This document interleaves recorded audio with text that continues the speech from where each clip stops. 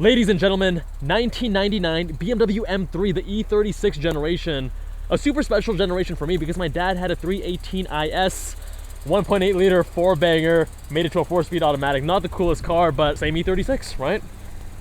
I think the E36 looks fantastic. I remember thinking that it handles really well, and this is actually stock. This is a great example. It hasn't really been changed in any way. This is powered by the S52 engine. There was the S50 and the S52. This S52 is the one you want. It's a 3.2 liter inline-six, naturally aspirated of course, making 240 horsepower, 236 pound-feet of torque. Still gimped compared to the Euro version, which had around 316 horsepower. The previous version being 282. Essentially, the European version of the M3 was more powerful. They had a better engine, but we are still in for a treat today. Black leather everywhere. This is massive. The center triangle is huge. You don't really see that anymore. I wonder if that has something to do, is that styling or is it just, you know, airbag technology or something like that? It was chunkier back then. I love the very classic, you know, this is tilted to the driver, very classic controls, very classic BMW, the gauge. I've always liked BMW interiors, especially from these older generations. We're mated to a 5-speed manual transmission, hydraulically assisted steering, rack and pinion of course. All M3s had rack and pinion, although many M5s, the first 3 generations of M5, had recirculating ball. And this generation weighs in right around 3,200 pounds. Now I've just today driven an E30 and an E46 M3, the one that came before and the one that came after respectively. And this very much feels in the middle of those two because those two feel 2 worlds apart, and this slotted nicely in the middle.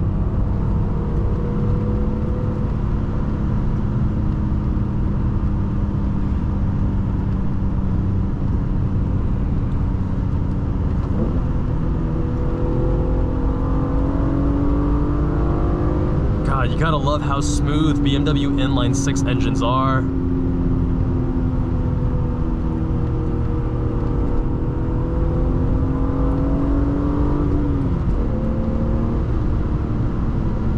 Now the E46 feels quick. It feels like a fast car. I'm not gonna say this feels slow. I don't think it feels slow. It feels balanced, which is my way of saying that it doesn't feel like it's too slow and it doesn't feel like it's you know, gonna rip your face off with speed. It feels overall well balanced.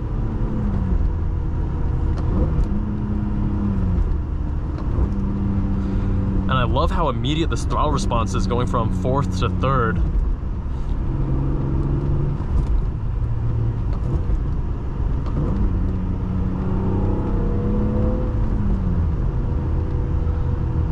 When you're actually upshifting, you don't want to rush it because the revs, they take their time coming back down.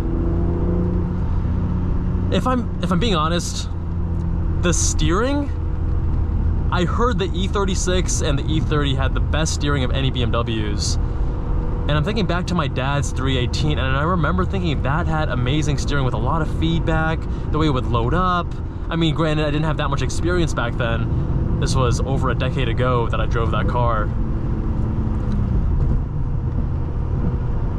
But here I'm not getting as much through the steering wheel as I would have expected. Let's see when we push it in a little bit and we take some corners, if that changes at all. Throws of this gear shift they're pretty long. They're nice and mechanical though. There's no real ambiguity, which I appreciate.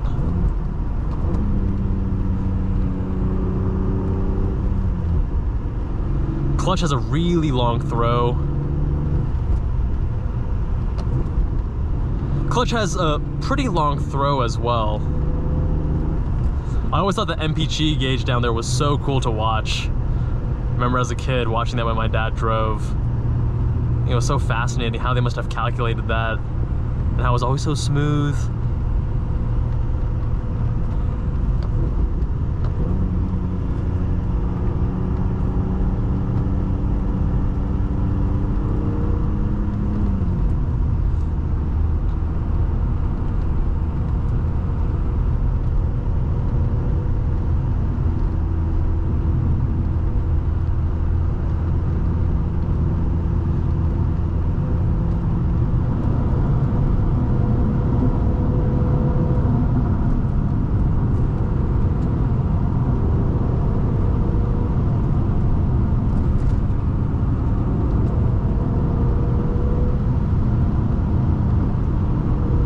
I love the way that this chassis communicates with you.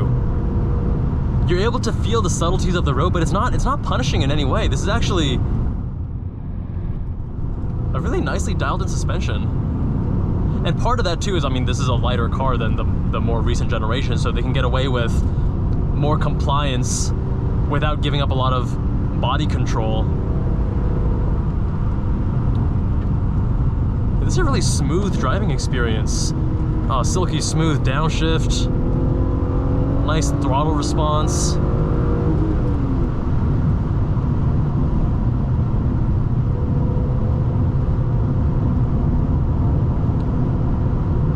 There seems to be a little bit of deadness and lightness right around center with the steering wheel.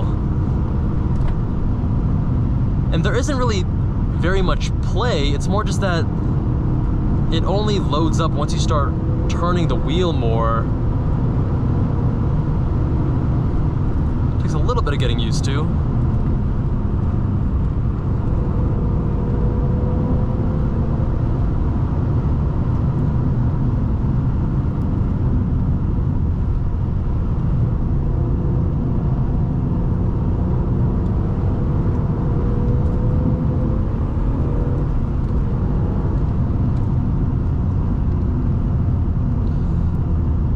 The brakes are very gradual, so the first little bit of travel does nothing, then it does a little bit more and more. It's not quite linear. It almost feels like it builds more rapidly.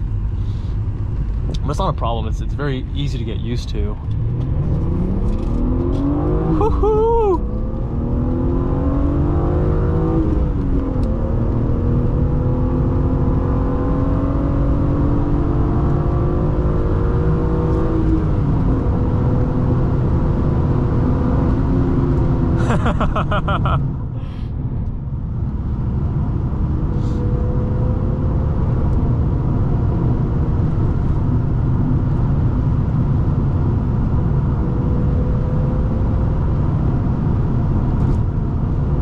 Yeah, I love the way that this chassis is communicating the textures of the road. Floor-mounted throttle pedal, and that combined with the ergonomics of this car does take a little bit of getting used to, because the owner and I mean, we couldn't figure out how to tilt the steering wheel. I don't know if it tilts at all, but it definitely doesn't telescope. So you have to sit pretty close to the wheel, especially if you have longer legs. You're kind of reaching out with your arms like this. So just keep that in mind. I don't think that the seating position is going to be problematic for many people, but I know for me, it's definitely taking a bit of getting used to. I am 6'1", 175 pounds, and I do have longer legs.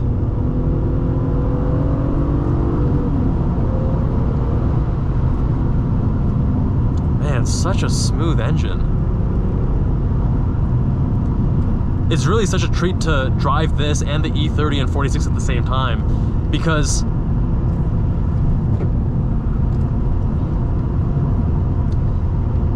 the E46, it feels much more taut and sharp in almost every single way, from the transmission to the brakes being very immediate to even the turn-in, how sharp it is. Right in the middle.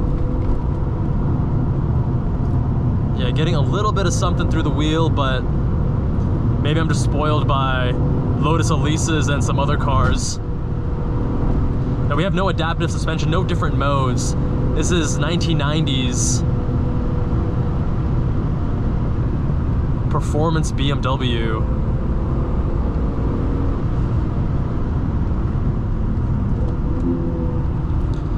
And yeah, things feel much more gentle back then. I feel like now, the thing that's coming up for me is that a lot of newer cars, even the E46, a lot sharper in multiple different ways, as I just outlined. And this, it feels more like smooth, at ease, lighter, and not lighter just in the sense of its actual physical weight, but also lighter in the sense of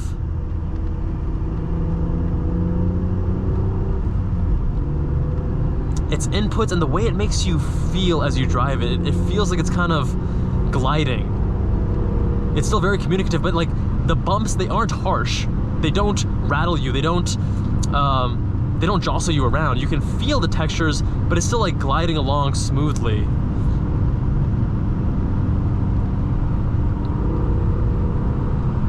The engine and exhaust, the induction note, not too loud, engine very smooth. Ease, there we go. Ease is the word. I'm driving this at ease, and even at higher speeds, maybe because of the way that the car communicates with you and it still instills some level of confidence. You know, driving an E30 at the same speed as this, you'd be like, oh my God, I am overwhelmed. I'm like gripping the steering wheel tight. I wanna be super alert. But this, you're able to ride it confidently enough at speed.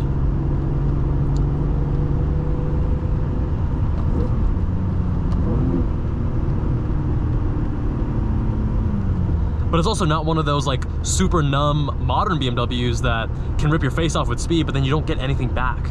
You can't talk to the vehicle at all. And this is a really interesting middle ground. It feels like a middle ground because I'm comparing it to the E30. I guess if you're comparing it to modern day vehicles, it doesn't feel like a middle ground. It feels like a prehistoric era. I'm liking this though. I'm liking this a lot. The front end may not be nearly as sharp as a stock E46, but it's still communicative and it doesn't feel disconnected like some of the newer BMWs that we've been driving today.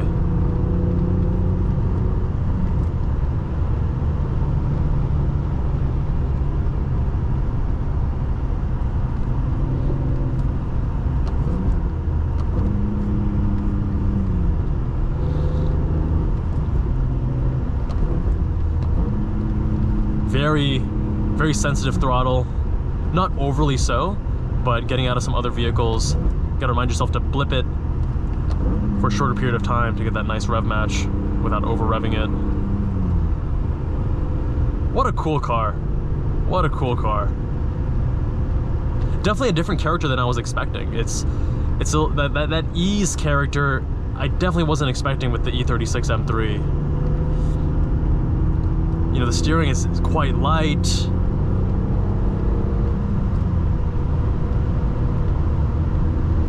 This is a car that I would love to actually drive on some tighter technical roads as well. But you know, on a road like this, it feels proper. It feels at home in a way, which is not what I would have expected.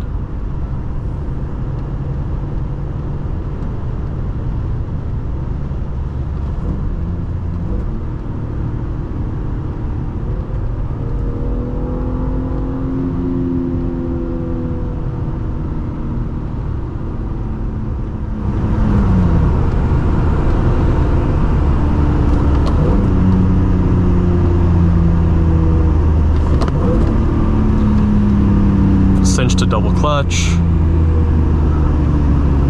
Such a cool car.